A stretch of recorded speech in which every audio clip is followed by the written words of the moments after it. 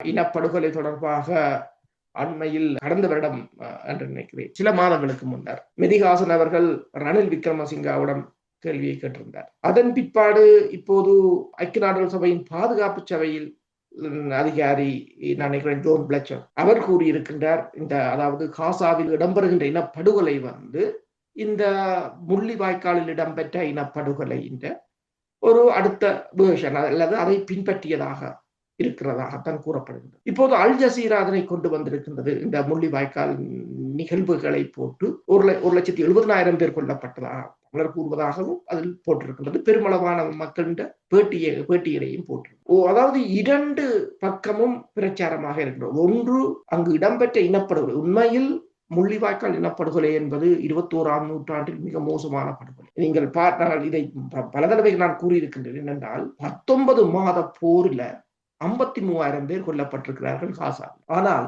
3 மாத போர்ல 3 மாதமும் இல்லை, ஒரு சில மாதங்களுக்குள் 1,70,000 மேற்பட்டவர்கள் கொல்லப்பட்டிருக்கிறார்கள் அந்த முள்ளிவாய்க்காலில். ஆனால் சரி, இப்ப ஐக்கிய நாடுகள் சபையின் தகவலை பார்த்தால் கூடி தலைமையில் அமைக்கப்பட்ட பான்கின் மூன்றால் அமைக்கப்பட்ட 3 கொண்ட அணி அந்த அறிக்கையை பார்த்தால் கூடி 40,000 பேர். 40,000 பேர் எத்தனை மாதத்துக்கு?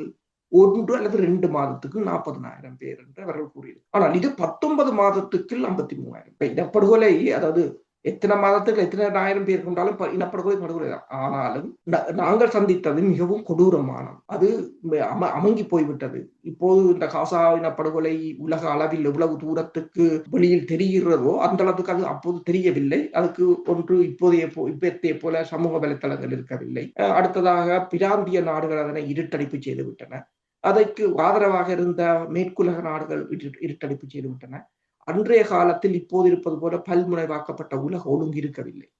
இருந்தாலும் அது இப்போது மெல்ல மெல்ல வருகிறது. அப்ப ஒரு பக்கம் இப்போது மீது மேற்கொள்ளப்பட்ட இனப்படுகொலை தொடர்பான கருத்துக்கள் மெல்ல மெல்ல வெளிவருகின்றன. அனைத்துலகம் இந்த காசாவுடன் ஒப்பிட்டு அதனை வெளியில் கொண்டு வருவது ஒரு மாற்றத்துக்கான ஒரு அறிகுறியாக. மறுபலமாக இன்னொன்றும் பார்க்கலாம். இப்ப நீங்கள் பார்க்கலாம் என்னென்று சொன்னால், அதாவது இஸ்ரேலிய ஊடகங்கள், அதாவது இஸ்ரேலிய ஊடகம் ஒன்றை கூறியிருக்கிறது.